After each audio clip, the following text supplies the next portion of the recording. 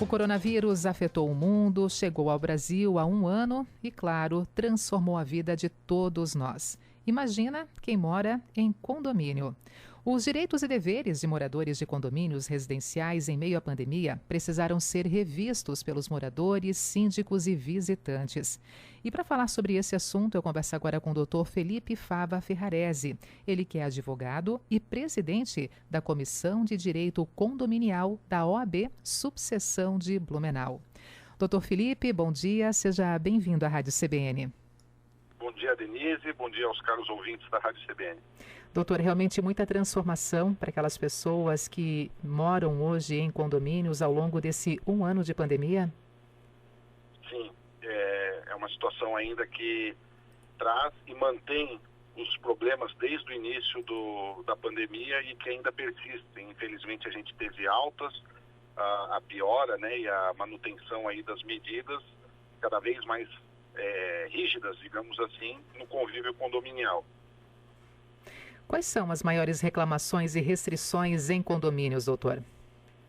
As principais são que vinculam aí as questões relacionadas ao barulho, as questões de não uso de máscaras, né? Infelizmente temos aí algumas pessoas que são a minoria, né? Isso a gente tem que ressaltar, mas que ainda teimam em não tomar as medidas sanitárias necessárias e principalmente com relação ao uso de máscara e as limitações que as próprias normas impõem agora sobre o uso das áreas comuns. Então, aqui em Blumenau ainda está em vigor o decreto 13.070 deste ano e que remete a uma nota técnica, a de número 32 do ano passado, de 2020, pela Diretoria de Vigilância Sanitária Estadual, onde lá estão previstos, né, as restrições nos condomínios residenciais sobre o uso das áreas comuns. Então, todas as reclamações circundam sobre esse uso, a questão da utilização da máscara, a questão relacionada ao barulho, né? E isso sempre vem à tona e, na verdade, isso, pelo que eu acompanho desde o início da pandemia, ainda persiste até os dias de hoje, as mesmas problemáticas, né? Sobre a questão do uso da máscara, doutor, é de quem a responsabilidade, por exemplo, para fazer uma fiscalização ou uma cobrança maior envolvendo aquela pessoa que está naquele espaço ali, o espaço público do condomínio, né? E não está utilizando a máscara. É do próprio síndico? Outras pessoas podem fazer essa cobrança? Exato, todos podem fazer essa cobrança, né? O ideal é que o condômino que verifique tal situação comente ao síndico para que tome as medidas necessárias, e essas medidas são justamente de uma advertência verbal, né, comentando sobre a obrigatoriedade do uso da máscara e, em últimos casos, pela reincidência ou pela insistência do morador em não utilizar a máscara, podem ser sim aplicadas multas. Então, no final das contas, vai acabar doendo no bolso para o condômino que não cumpre com essas regras. A pandemia, diante de toda essa situação, deixou mais evidente que a gestão nos condomínios residenciais pelo síndico está exigindo cada vez mais capacitação dele. Então, em jogo de cintura, evidentemente. Por quê? Porque você precisa de lidar, além de outras coisas técnicas, também com a questão do bom senso e em razão do síndico ser uma pessoa mais atuante nos condomínios. Desta forma, deve sim o síndico intervir a ponto de advertir e, se chegar ao ponto de reincidência, penalizar pelas sanções pecuniárias. Sobre esse bom senso, doutor, também aqui, né, relacionando a questão do home office e do barulho, já que muitas pessoas estão trabalhando de casa, estão em casa, exercendo as funções profissionais, e aqui a gente também poderia pontuar esse equilíbrio com a boa vizinhança, esse se colocar à disposição e entender também de cada necessidade dos vizinhos nessa relação do home office e a questão do barulho no dia a dia do ambiente, doutor? Exato, é uma situação delicada porque exige essa dobradinha, né, do bom senso com o síndico atuante. E, evidentemente, os moradores estão em home office, ao mesmo tempo, alguns, né, têm os filhos em casa, tem todas essas questões restritivas, tem pessoas idosas que convivem no mundo condominial, e aí um esforço a mais são necessários dessas pessoas.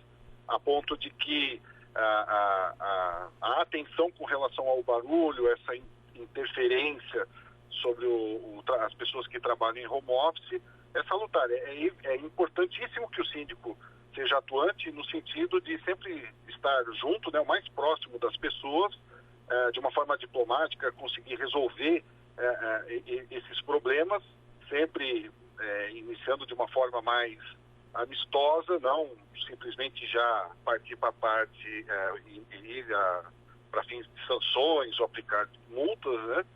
E nesse sentido existe uma situação onde que todos devem compreender, se colocar no lugar do outro, né? O home office é uma medida que surgiu talvez até para ficar, né? Dentro dos condomínios, mas que precisam aí das questões de boa vizinhança. E a questão do barulho é a principal que é comentada nesse tipo de situação. Não se consegue produzir e, ao mesmo tempo, também fica difícil para outras pessoas que não estão em home office conseguir lidar com os seus próprios filhos e também com outras situações.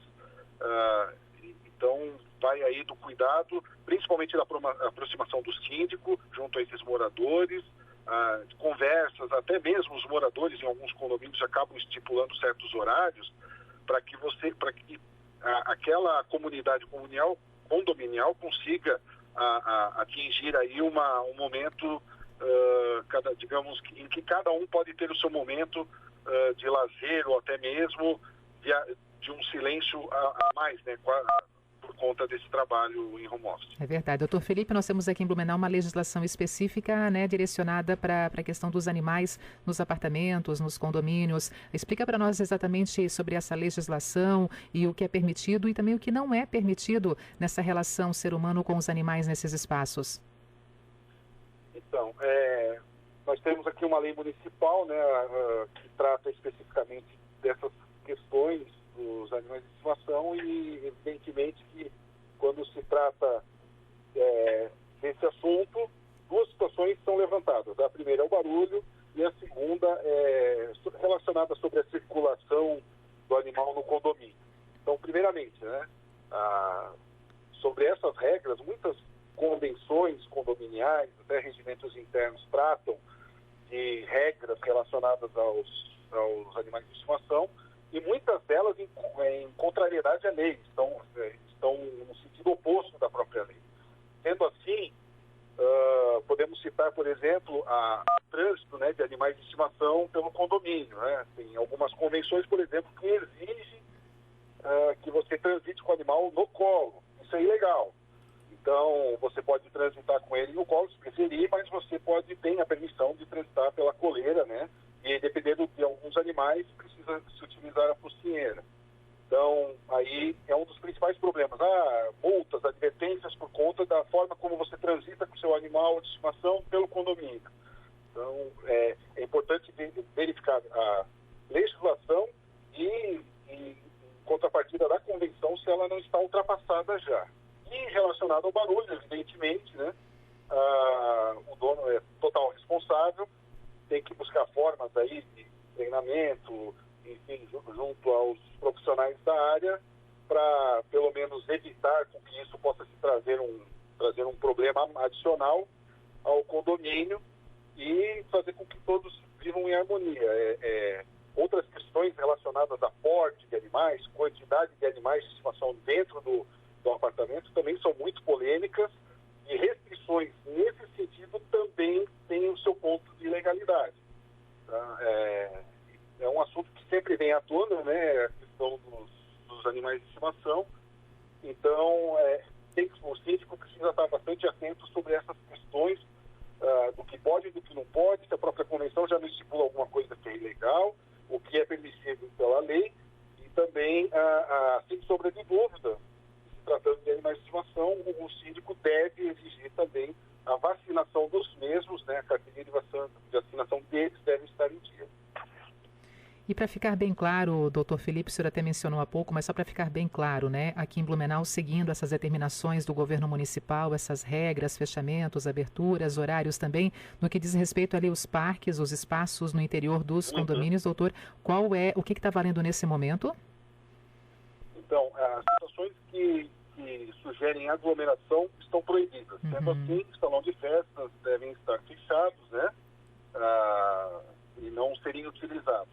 Todas essas descrições estão ali naquela nota técnica 32 de 2020 da Diretoria de Vigilância Sanitária, pelo menos até o atual momento.